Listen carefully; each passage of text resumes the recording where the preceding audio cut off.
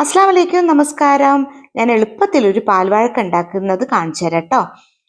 അതിന് ഒരു fry pan എടുത്ത് കുറച്ച് വെള്ളം തിളപ്പിക്കുക. എന്നിട്ട് അതിലേക്ക് കുറച്ച് ഉപ്പുപൊടിയും കൂടെ ഇട്ട് കൊടുക്കുക. എന്നിട്ട് വൃത്തിയാക്കി വെച്ച സാവുനരി ഒരു കപ്പ് വെള്ളത്തിലേക്ക് ഇട്ട് കൊടുക്കുക. തിളക്കുന്ന വെള്ളത്തിലേക്ക് ഇട്ട് ഒന്ന് ഇളക്കി കൊടുക്കുക. കൂട്ടത്തിൽ ഒരു 4-5 ഏലക്കായും കൂടെ ചതുക്കിയിട്ട് അതിലിട്ട് കൊടുക്കണം. അത് ഇവിടെ സ്കിപ്പായതാണ്, കാണിക്കാൻ വിട്ടുപോയി. അതുപോലെ തന്നെ പഞ്ചസാരയും ആവശ്യത്തിന് ചേർത്തി കൊടുക്കണം.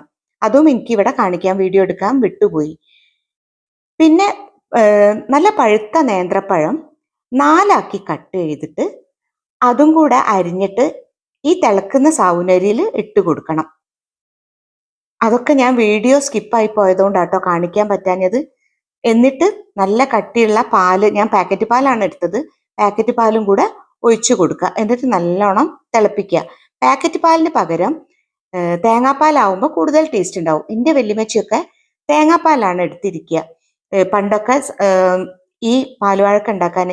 അതിന്റെ പുറമെ അവര് തേങ്ങ കുറുങ്ങനെ അരിച്ചിട്ട് ജീരകവും തേങ്ങയൊക്കെ അരിച്ചിട്ട് അതും കൂടെ ചേർത്തി കൊടുക്കാറുണ്ട്. ഞാൻ അപ്പൊ അതൊന്നും ചെയ്യുന്നില്ല, എളുപ്പത്തിൽ ഒന്നുണ്ടാക്കുന്നതാണ് കാണിക്കുന്നത്.